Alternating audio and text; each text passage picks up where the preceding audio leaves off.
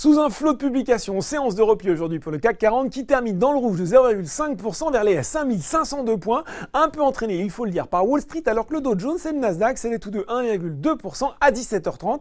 La Fed n'a pourtant pas modifié ses taux hier, mais les investisseurs ont été un petit peu douchés par plusieurs publications décevantes dont celle d'AIG ou de Tesla, moins 8% en bourse. Le constructeur a enregistré la plus lourde perte trimestrielle de son histoire. Et puis Spotify n'a pas non plus le cœur à pousser la chansonnette aujourd'hui, la faute à un chiffre d'affaires et des prévisions d'abonnés inférieurs aux attentes pour le spécialiste de la musique en ligne. Il cède 7%, plus fort repli depuis son introduction en bourse. Séance béton aujourd'hui. En revanche, pour Vicat sur le marché français, au premier trimestre, malgré des éléments défavorables, le chiffre d'affaires du cimentier a progressé de 3,9% à 573 millions d'euros. La croissance organique a même impressionné à 10,8%. Brian Garnier a relevé son conseil de ne pas acheter avec un objectif de cours remonté de 64 à 71 euros. Thales aussi s'est bien défendu aujourd'hui avec une croissance organique de 7,2% au premier trimestre et un chiffre d'affaires de 3,4 milliards d'euros.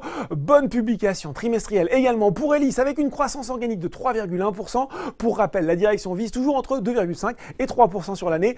Odo BHF a confirmé son conseil d'achat sur le titre avec un objectif de cours de 27,50 €. Veolia enfin a convaincu sur les 3 premiers mois avec un résultat net courant part du groupe de 193 millions d'euros, en hausse de 31,8% à taux de change constant. Le groupe vise toujours une croissance de son excédent brut d'exploitation supérieure à celle de 2017. Côté baisse, une séance à oublier. En revanche, pour Nexans, le câblier a lourdement décroché en cause un chiffre d'affaires en repli organique de 4,6% à 1,03 milliard, inférieur aux attentes des analystes. Et puis Arkema aussi a été sanctionné un peu injustement alors que son excédent brut d'exploitation a grimpé de 7,9% sur les 3 premiers mois de l'année à 383 millions. Voilà, c'est tout pour ce soir, mais n'oubliez pas tout le reste de l'actu éco et finance est sur Boursorama.